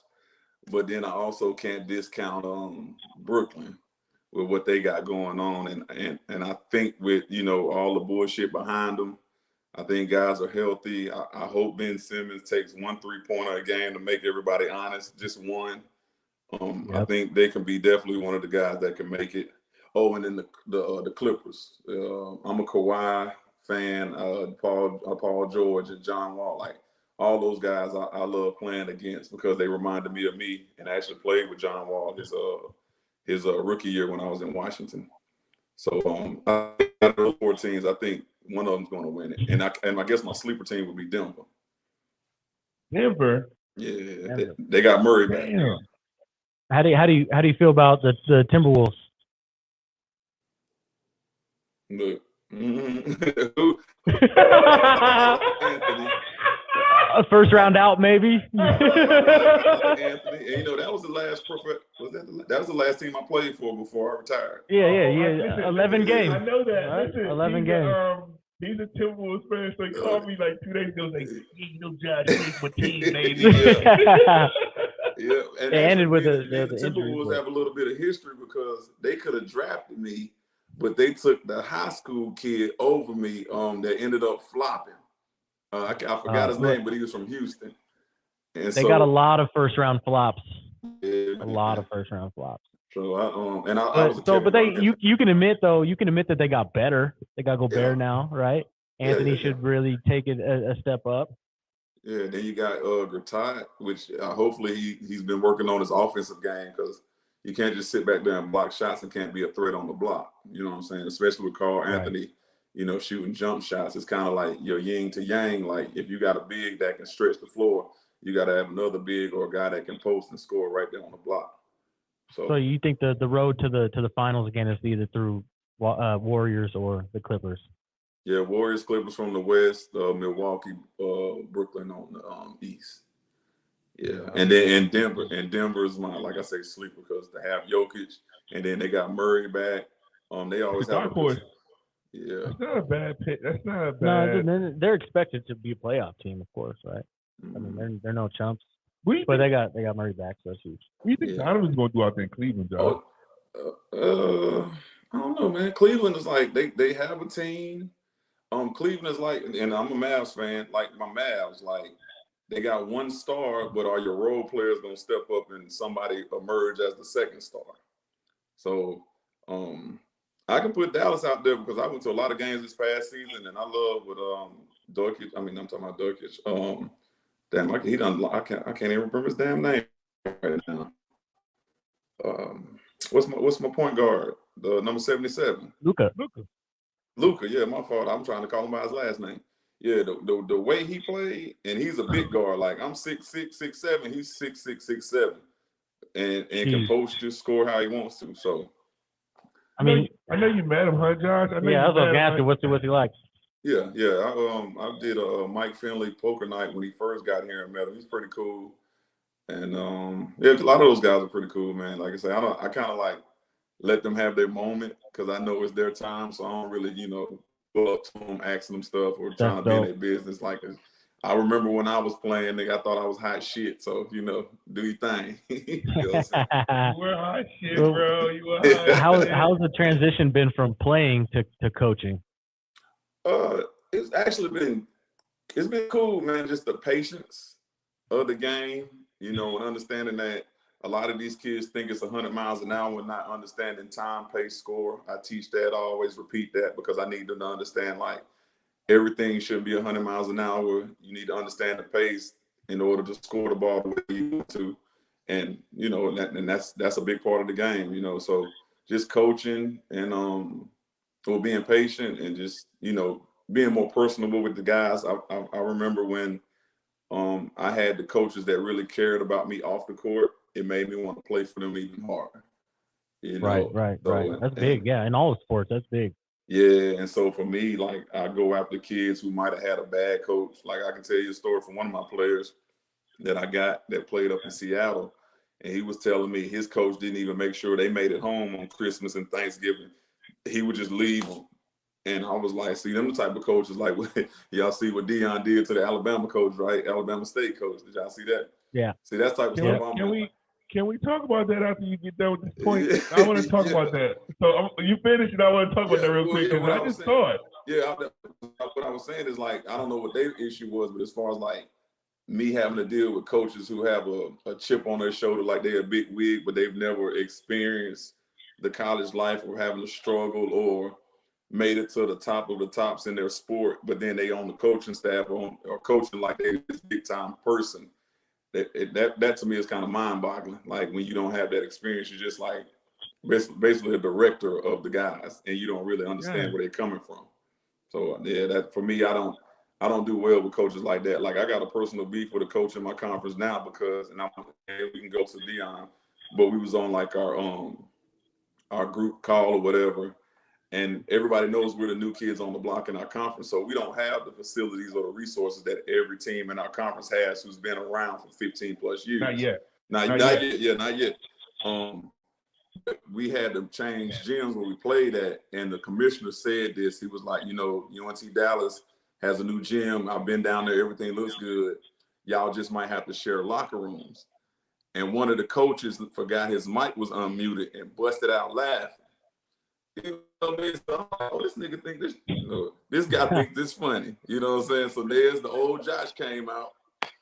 That the commissioner asked me, what did I want? And he's like, Coach Howard, you got anything to say? As soon as I unmuted my mic, I called his name out and said, damn, I didn't know it was that funny.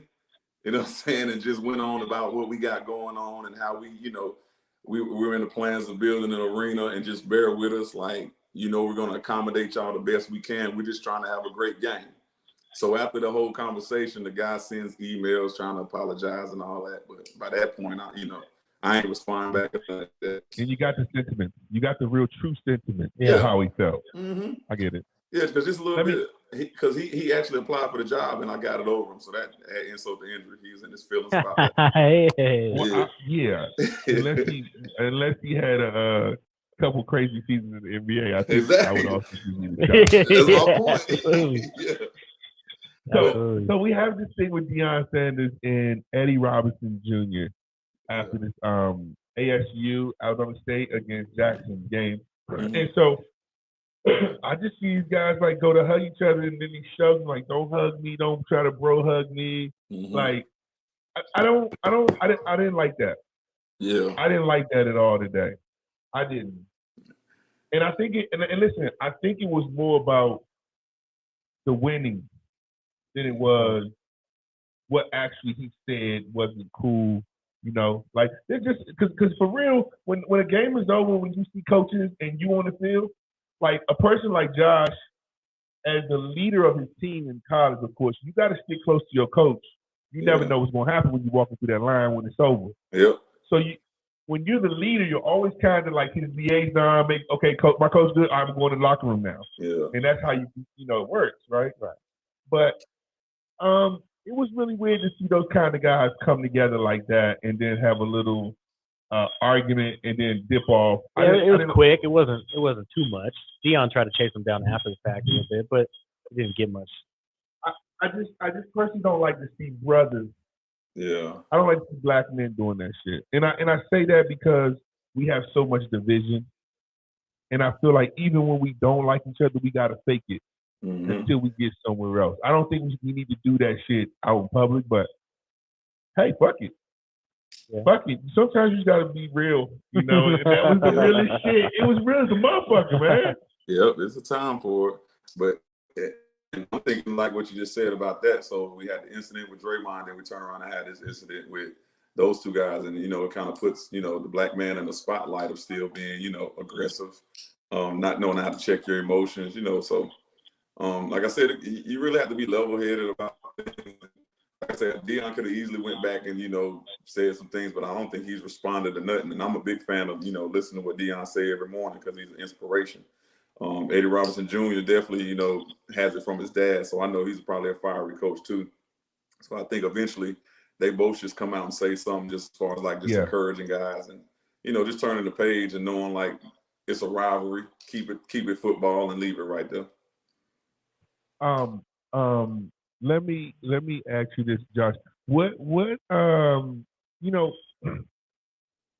find it a lot now that they try to, what do you think about mental health, like in sports now? And when it comes to us, they really try to, black men's mental health.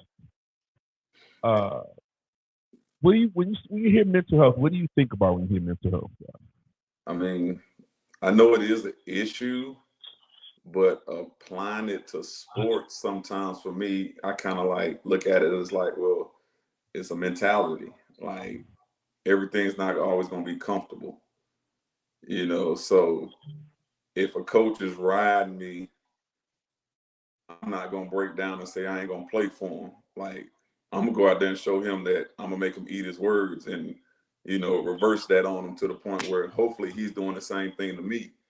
Did you hear what he said? Oh, yeah. Yeah. Did you hear what he said? Who does he sound like? Who does he sound like? Listen, because there's a mindset. Yeah, of course. For the professional athlete. So Josh, I had a competition yesterday, Josh. Yeah. And I didn't finish first place. You right? didn't? Yeah. It's not a first place. Yeah. Not it. And for me, I can't let that go. Yeah. I can't let that go today. And so when it comes to how we think, I think that there's always a way to figure it out. Mm-hmm. And I think that when it comes to the mentality of some of these kids and the element of what we live in now, that people find the easier way to just lay down and die. Mm-hmm.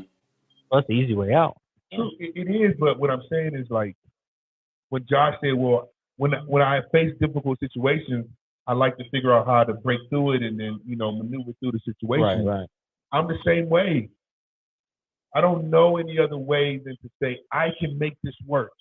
I don't think you get to the level that Josh has or that you have without that mentality.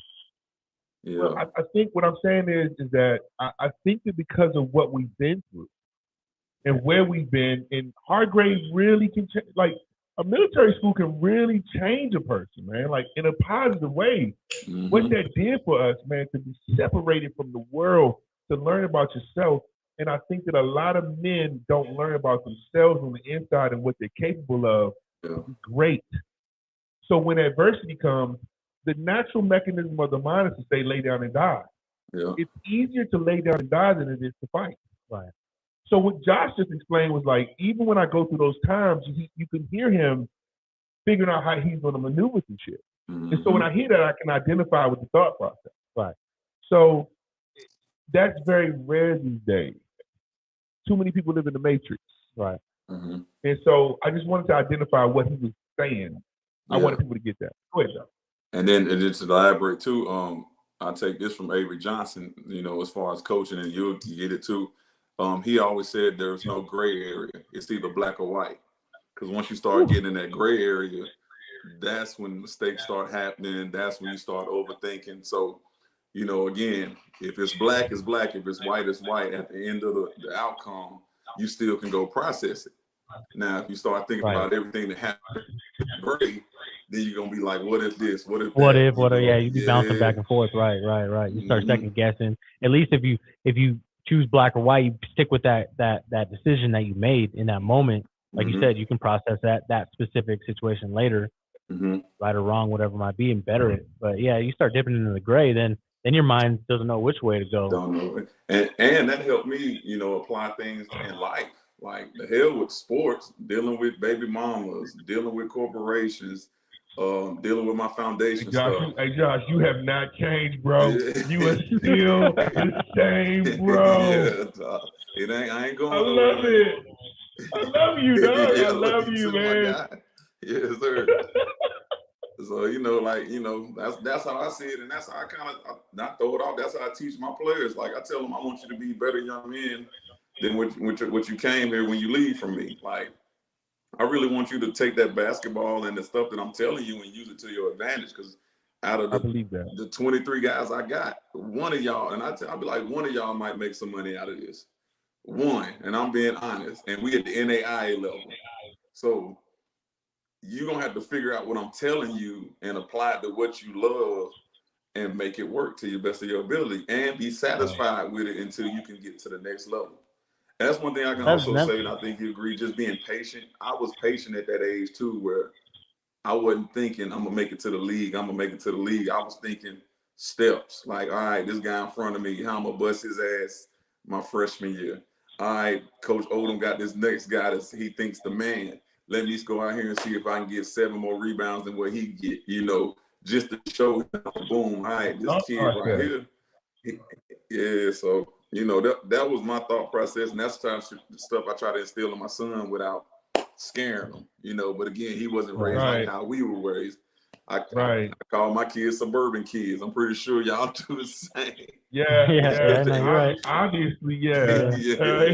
And so, they get it, but then I still show them because I coach on the let's see the best way to say it, in the southern sector where a lot of minorities are. So I get the opportunity to show my kids the difference between North Dallas and South Dallas. Okay. So they get an understanding like shit. When daddy go to work, boy, he back like how he was when he was in South Winston off of Walltown. It's the same scale. Like ain't nothing changed, just a bigger city. So, I try to break things down. Potatoes at the sit-go on Walltown. Straight chicken and potato wedges. And potatoes, baby. Yeah. There's all the hood spots back at home. Hey, Josh, I'm curious on what your all-time starting five is. Who my starting five all time? Yep. Man. Well, I'm always we got to do it to you, bro. Yeah, no, that's what the people want. You good. I'm gonna throw Michael Jordan off gate because I came home from church and got an opportunity to see him play on Sundays when the NBA wasn't being played all day, and I'm definitely gonna go with him. So you putting him at the 2 or the 3? Probably the 2. Okay. Because I'm probably gonna throw a monkey wrench in there for y'all. Y'all, I'm like, how? Ooh, I love it. Well, here it comes. Tracy McGrady, because he was T-Mac before. He was Kevin Durant before Kevin Durant. Yeah. Okay. Got to go with Shaq as my center. Just dominated when he was in his prime. Kobe, because Kobe, that Mamba mentality, to play against him and to really see what it was to be him as far as watching. And then for him to do an interview where he tells the media I'm a problem, I earned his respect. Did Josh Howard was a problem? Yeah. Kobe Bryant said Josh Howard was a problem. I never lived that down. So I would take that to my grave. And then the last one.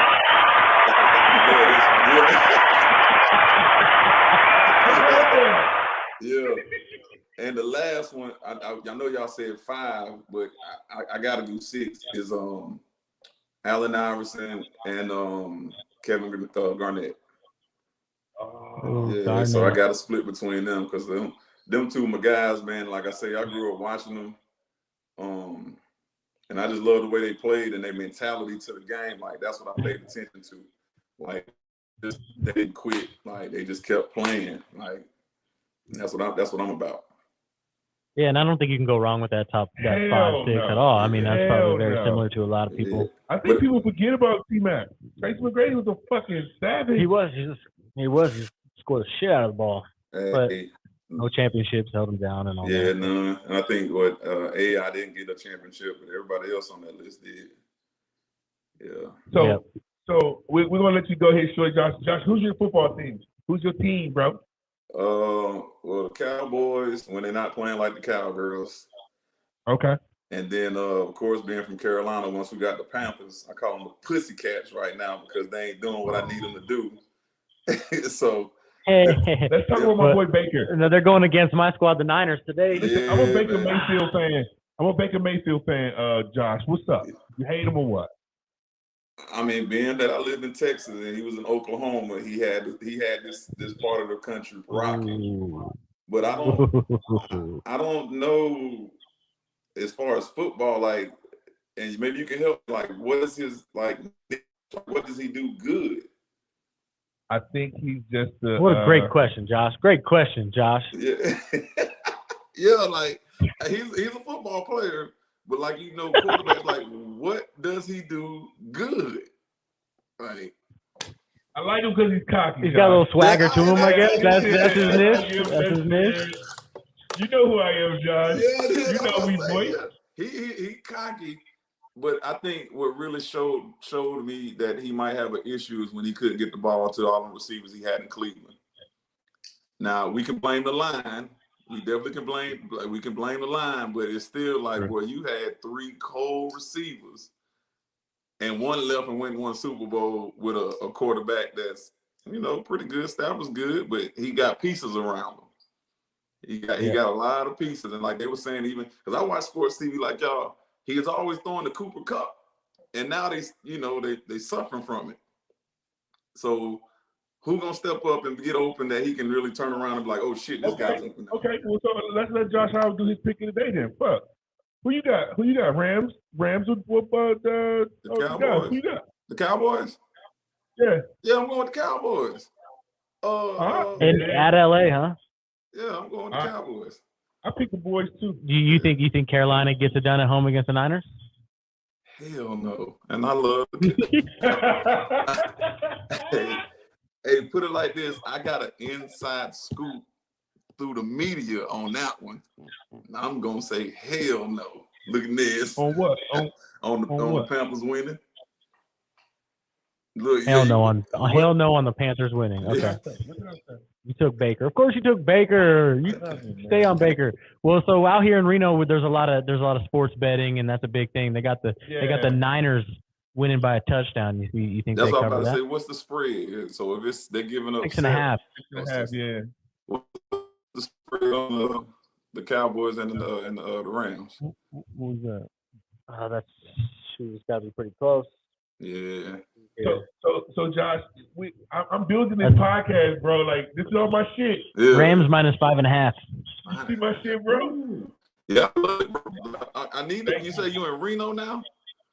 Yeah, but hey, listen, I'm in Dallas all the time. Okay, yeah. My label. You was just here not too long ago. Yeah, and did you say you was gonna let us come to a Mavericks game? We could probably sit somewhere cool with the Mavericks. I thought I heard you say that.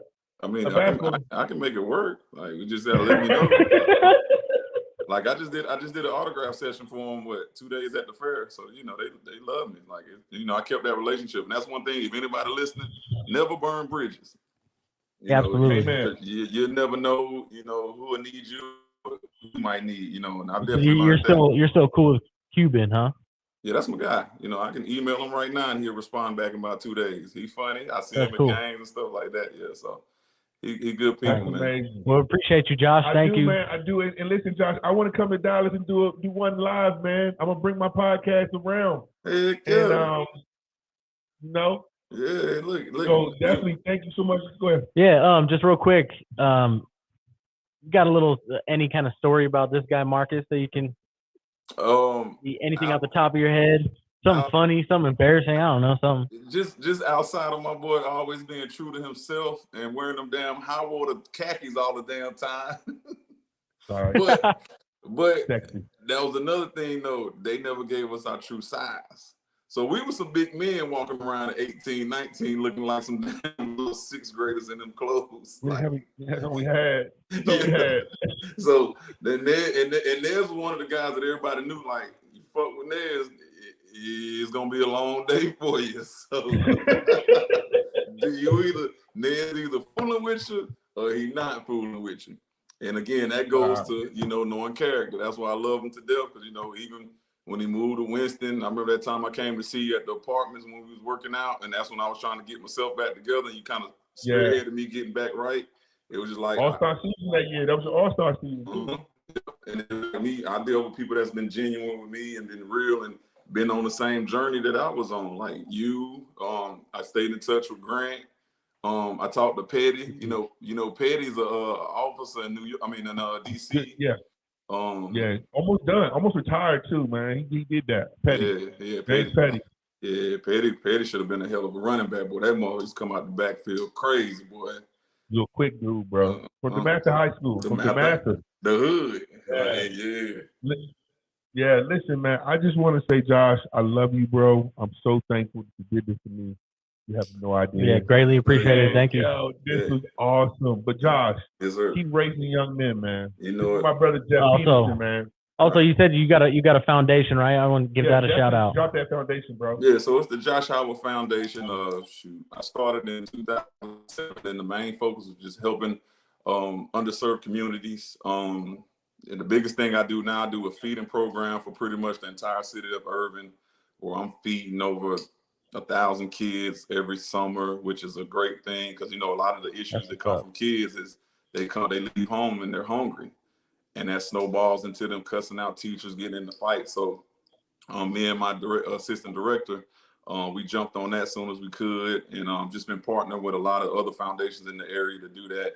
And then back in my hometown, my right-hand man, I don't know if you remember Steve. He's been doing the league, which is like one of the best adult programs in the North Carolina right now. So we're trying to get it like how the Drew League is on the West Coast. And got an after school program and just staying active like with community. What's that called, Josh? What's Steve's league called, Josh? The league. It's called the league. Yeah. Listen, I have to bring him to one of those, Josh. Yeah. You would love. I would want y'all to come to the one because we always partner with Chris Paul in the summer to use his gym. It's more of a draw. Like right now we're in the fall league and they use the gym that I grew up in, that they dedicated to me and all that stuff. So it's still cool. It's just down, you know, where I grew up in Winston on the south side. So it's it's over there. It's okay. Yeah, yeah. Let me tell you this. I seen one day, Josh Howard. What was his name? It was the guy who played for the Bulls.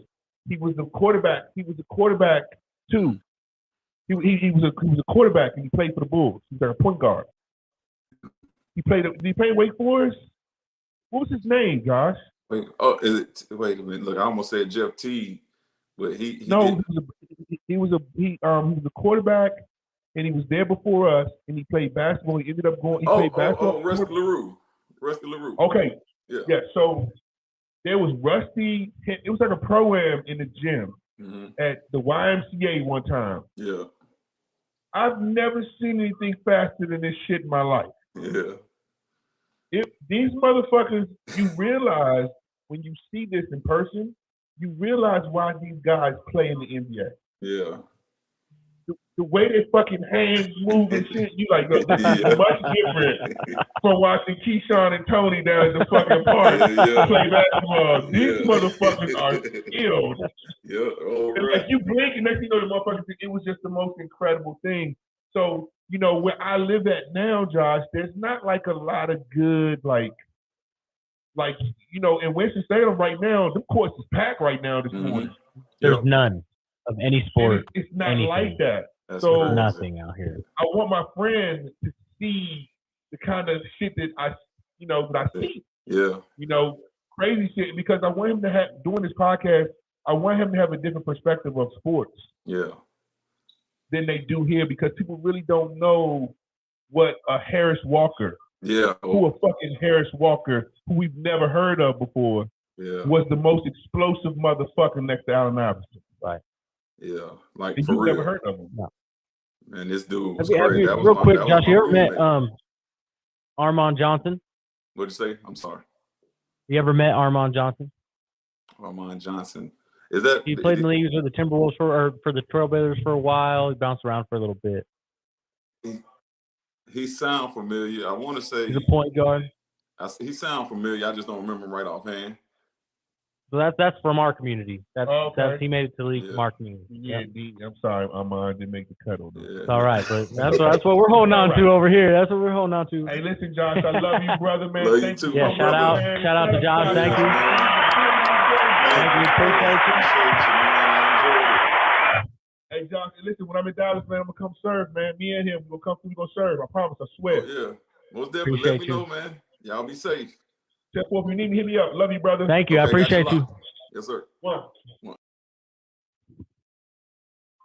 Oh, Josh Howard in the building today. that was awesome. Yeah, that was cool shit. I appreciate you getting that connection going. Man, man. Right? I That's know, awesome. I know a few people. You know a few people. I Keep on know a surprising couple me, you people, know. man. That's I awesome. appreciate it. I was Packers lost. Sorry. What did you say? The Packers lost. I'm getting tacos. 27-22. I don't want to hear about it. Sorry. I'm getting tacos. I want crunchy shell tacos Crunchy shell from this mart, tacos. the Mexican mart down the street. I want crunchy tacos. I want beans, frijoles. Dank Dad Sportscast. You can find us on YouTube, Facebook, IG. all that in the mix. Episode 6. We had Josh Howard this morning. Josh, Fuck with your NBA herd. All-Star. Josh Howard was in the building this Appreciate you, Josh. The Josh Howard Foundation, morning. serving over 1,000 kids in the Texas Absolutely. community, making sure they eat. Because he's right. Kids go hungry, that's when a lot of problems happen. That's big. You That's know that better than big. anybody. That's big. You know that. So shout out to Josh for getting that foundation going. Definitely. And it's been going since 2007. That's sick. That's Definitely. sick. So. Josh is one of my longtime friends, and I'm so glad that I got him on here today to do this. Let's finish up with football, man. Well, we got through our picks, and we can kind of go back to that. Tua. I want to get a Tua. I haven't seen any updates How on that long guy. do I hope have? he's still Are we alive. done? Are we I done? mean, it's 10 o'clock. Oh, Kickoff's already listen, going. Oh, I gotta go. We got to go? Yeah, we gotta go. Yeah, We are the Dank Dads. Listen, Dank man, we Dads. want to thank you for chiming in. You can catch us on Instagram, YouTube, Facebook. Shout out to Element Tanning. Shout out to Element Tanning. Listen, they gave me a tan yesterday. It was amazing. It was warm. It was comfortable.